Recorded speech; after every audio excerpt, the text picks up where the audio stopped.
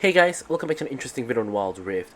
So today we're back with a Kai'Sa updated complete guide. And now I urgently want to make this a supplementary guide because it kind of is an alternative build for Kai'Sa.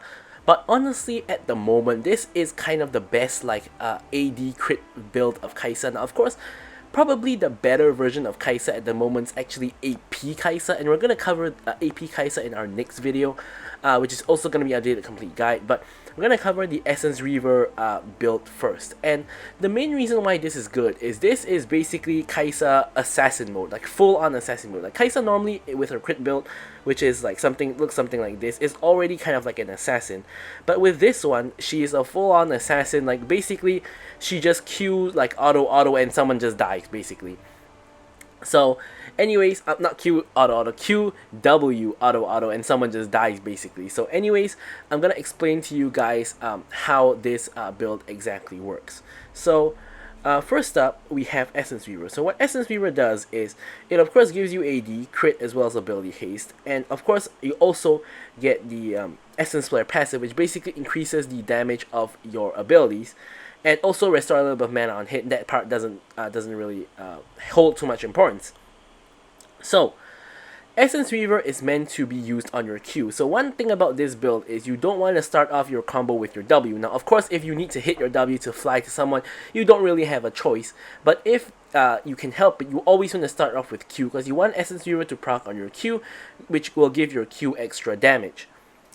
So, next up, this is going to combo with Slurry Charge Blade. Now, you might be thinking, why are you not going for a Phantom Dancer? Well, I'm going to explain that in just a little bit. So what Slurry Charge Blade gives is, it gives you the crit rate, gives you the ability haste. Ability haste, of course, Phantom Dancer does not have, which is going to be useful for, of course, all of your abilities in conjunction with the Essence Reaver. It gives you 40% attack speed, a little bit less than the Phantom Dancer, but to make up for that, we're going for the Berserker's Greaves, which is going to give you 30% attack speed as well as 15 attack damage in addition to the movement speed. Now here is where the important part comes in, the Sunburst passive. Every time you use a ability, it's going to give you a stack of Radiance, and when you proc that on your auto attack, it's going to deal bonus magic damage and it can crit. So how does this combo exactly work? When you have the Essence Reaver plus Slurry Charge Blade combo, what's going to happen is your combo is going to be Q W auto. So Q, you get the Essence Reaver enhanced damage. W, to put 3 stacks on the enemies. You auto is going to proc the 2 stacks of Sunburst that you gathered from using your Q and W. So it's going to be 2 high damage auto attacks, and that second auto attack, assuming you hit your W, is going to be able to proc your passive if you have the W evolve. So you could actually go for Q evolve into W evolve without going for the E evolve, and this is going to give you maximum burst. However, if you go for the E evolve first, which is what I actually honestly prefer because I don't like going W evolve early, is you can auto, and then this is going to get you that passive proc. And normally this kills like any squishy target, even from max health, assuming your Q is isolated. So, as I said, you go for Berserker's Greaves. Most of the time, as your enchantment, you're going to get Stasis, and the reason for that is you're normally flying in with your ulti, and you are sometimes out of position, and the Stasis is going to help you tremendously to, of course, survive. Of course, QSS can also be an option. And then we get IE, of course, up next. This, of course, gives us a huge injection of AD. Also, of course, gives us the crit and increased crit damage. Then you go for the Mole Reminder. This gives you, of course, the armor penetration as well as the grievous wounds, as well as a bit of extra AD. As your last item, you can go for either Immoral Shield Bow, which is of course going to give you that lifeline shield, as well as the physical vamp, or you can straight up go for a Bloodthirster, which is going to give you more AD and more physical vamp, but of course you're not going to have the shield.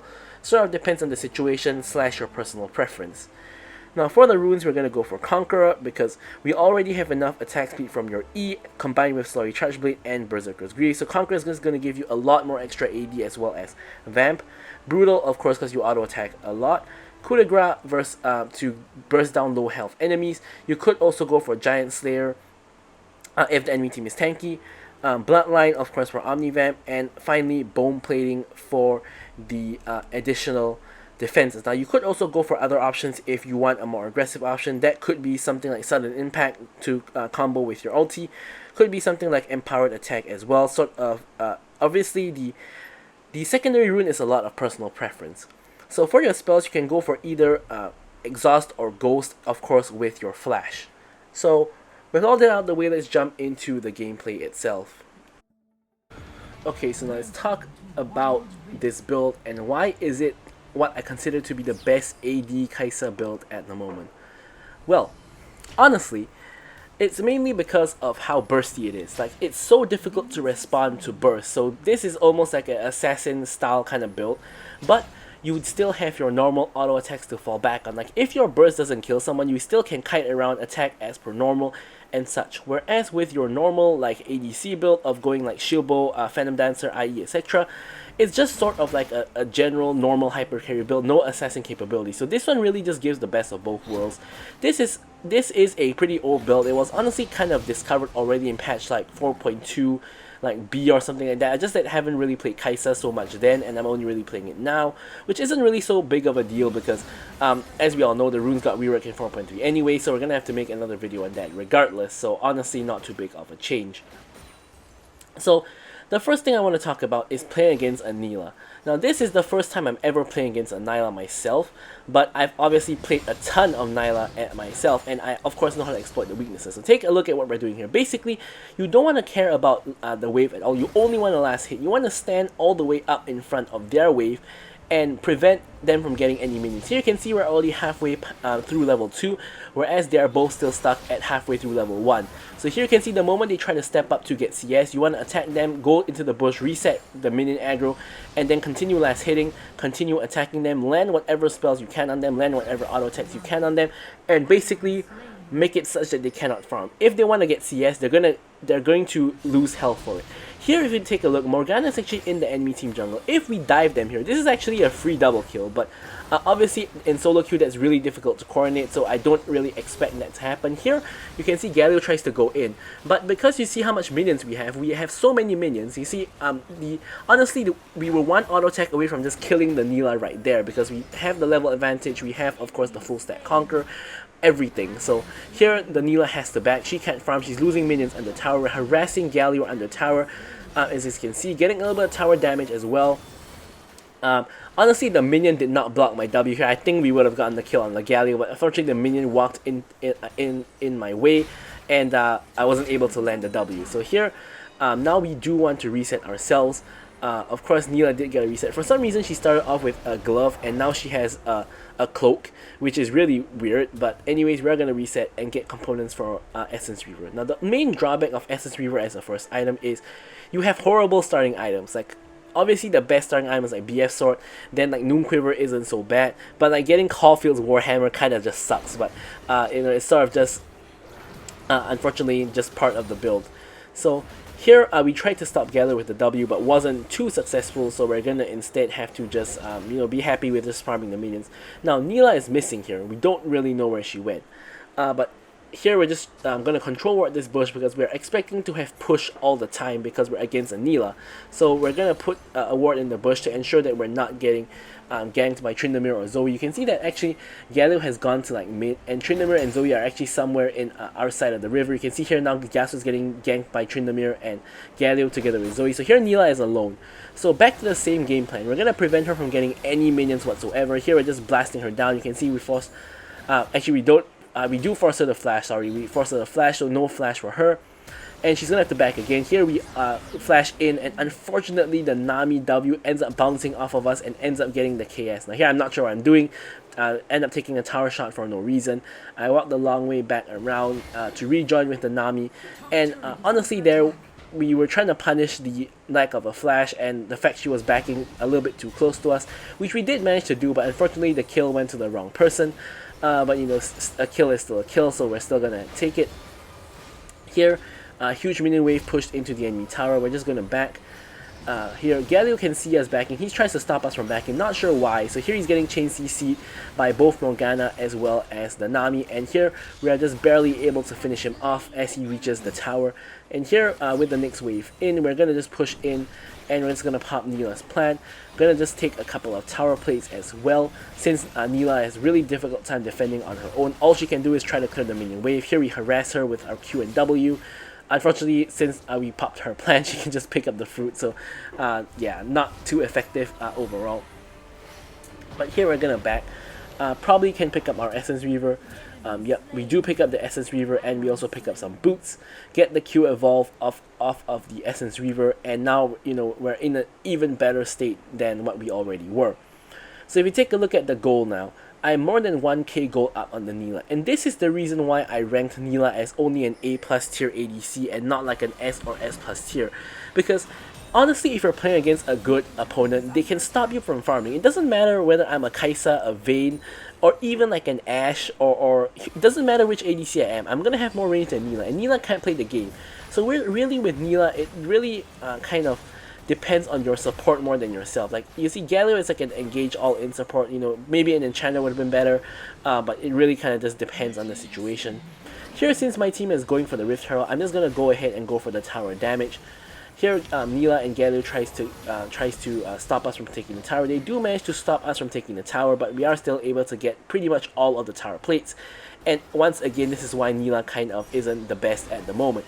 The opponent basically pushes you out of lane. You can't get CS, they get CS, they get plates, and now like I'm 1.5k gold up on the Neela, even though I didn't even get the kill on her. She did die once, of course, to the Nami, but I wasn't able to kill her myself. Here, Neela gets caught by the Nami bubble. Here, we're going onto Galio as well. We're honestly just chunking both of them out at the moment to make sure that they are going to have trouble contesting the dragon if we do choose to do the dragon. Here, Morgana and Timur are just respawning. Me and Yasuo, double AD carries, are able to pick up the dragon really, really quickly, so that's what we're going to do here. Of course, Galio and Neela likely reset again. So here, me and Yasuo are able to quickly finish off the dragon without too much trouble. Morgana doesn't even bother coming over, goes straight for the red buff. Here, we're going to try to secure the bot lane tower if possible, which will, of course, allow us to rotate to other lanes. Unfortunately, the minions don't go into the tower range. So Galio tries to go in with the flash engage with the Glacial Augment, chain CC. I get exhausted. Neela comes in for the chain CC. For some reason, I'm not taking a lot of damage at all. Zoe is really the only one doing damage here. I get exhausted again because of Zoe picking up the exhaust that I used. But we're able to turn it around, get the kill on Neela, get the kill on Zoe as well. And Galio is the only one who manages to escape here. Now, in the extended sequence, we're gonna chase down the Galio and the Tryndamere. Tryndamere runs into Yasuo. He doesn't have ulti just yet, and he ends up dying to the Yasuo as well. So here, I'm gonna go back to the lane, clear up the minions with 1Q. Of course, with the Essence Reaver, 1Q instantly clears a minion wave, unless there is a cannon. And here, we're gonna try to finish off the tower. But because tower plates have not yet fallen, you can see the tower is incredibly tanky. Like, one auto attack's only doing like 30 damage to the tower. Morgana tries to help and ends up taking a few tower shots for her efforts. Now that tower plates have fallen, you can see that like one auto attack now does like 100 damage, and we're able to easily finish off the tower. So now, off of that, we can reset, get ourselves the Berserker's Greaves as well as the components for the Slurry Charge Blade. And now we're gonna go over to mid and see if we can possibly defend mid lane against the three people who are pushing. Nami out goes in, clears up majority of the wave, honestly. And here, with that out the way, we can focus down the Zoe, kill her, focus down the Neela, kill her as well. And Galio has to hightail it out of there. So you can see that, honestly, pretty dominant so far. We're 3-0 and 3. Only one item completed, yet to reach the burst combo. Which of course is the main reason why we go for Charge Blade instead of going for Phantom Dancer. In case you guys are wondering, I actually managed to test Phantom Dancer for a couple of matches, and it was way inferior to Charge Blade, because Charge Blade is the main way you get your burst damage from the Sunburst passive. So Charge Blade really is a very crucial component of the build, which we have just picked up. Here you get your second evolution. As I mentioned, you can go for W Evolve for a better burst combo, but I like to go for the E Evolve because I think that getting the invisibility is very, very useful in teamfights, and it's also a very, very big safety tool. But if you want to go for the more greedy, damagey route, getting the W Evolve is definitely going to be better. So here, the reason why I'm not joining my team in the mid lane fight is I'm trying to cut off the Neela because I'm expecting her to rotate through this bush.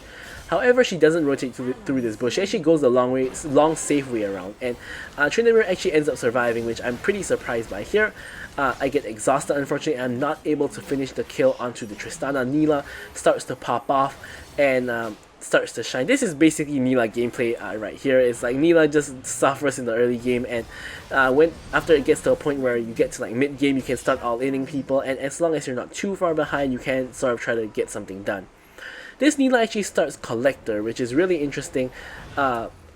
first item choice for Neela. I mean, I don't think it's horrible because it gives you both lethality as well as crit, but I think that you know, my build is far superior in my opinion.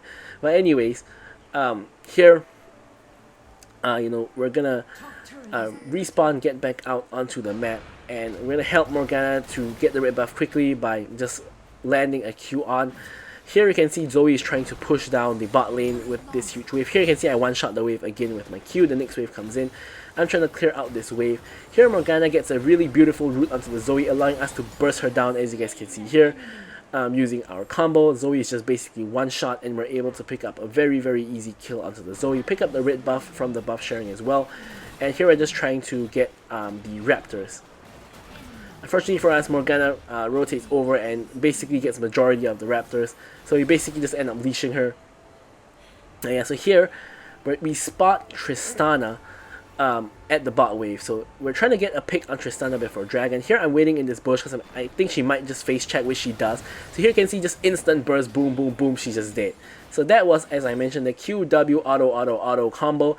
And the last auto just flies after her as she tries to jump away, and we just assassinate her essentially. 100 to 0 in like roughly like 1.5 seconds or so, and this gives us the advantage to go for the dragon. You can see Galio and Neela are on the rotation, but they're a little bit too slow. We secure the dragon, and we're now trying to focus Galio. Now Galio is actually incredibly tanky. Just look at how much damage he's taking. I try to finish him off, I get exhausted. We're unable to actually finish him off. I'm 6-1 and 3. Flash forward, finish off the Galio at long last. And Yasuo picks up the kill onto the Tryndamere. Zoe and Neela are running for the hills. If Morgana landed that route, that would have been a free kill. Unfortunately, that's not the case. Zoe tries to come forward. Again, she's put really, really low, but so am I. I'm going to have to run away and pick up the fruit here, and I'm going to have to rejoin my team now. Zoe, again, is 1 HP, but not quite able to finish her off. We're not going to play with fire anymore, so we're going to try to back off. See if Zoe is over here, but she is not. So here I'm going to just go ahead and secure the red buff instead. Here yes, Yasuo gives me a couple question mark pings, but if you guys didn't notice, my red buff expired right at the second that I actually took that red buff, because my red buff was already running out. So that's why I picked up the red buff and then didn't give it to him. Obviously, I'm way more fed than the Yasuo just by looking at the goal. So here Galio engages, not onto me though. Zoe is still really low, hasn't actually back yet. I'm able to actually ult over and kill the Zoe before she's able to do that to me. Here, Neela actually makes a mistake here. I'm going to explain it later on, but here we managed to actually pick up the kill onto the Neela, get the 500 goal shutdown, which, as you guys can see, despite her poor early game, Neela somehow manages to get a 500 goal shutdown. Beautiful ult comes in from the Nami, able to get myself a triple. Nearly a quadra from the Galio, honestly, and if I got that quadra, I might go for the chase down onto the Tryndamere for the Penta, but did not happen.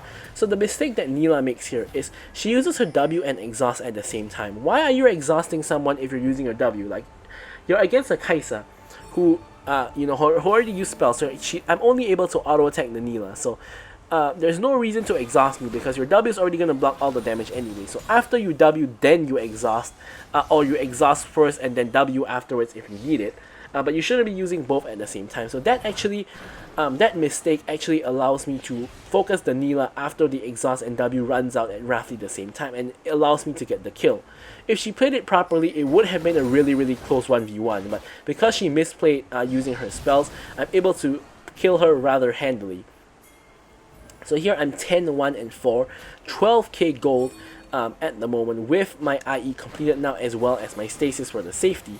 Now here I'm trying to set a trap at the Baron to see if someone would just face check. Unfortunately, no one really does. The enemy team knows that we're not actually doing the Baron, so no reason for them to really just face check.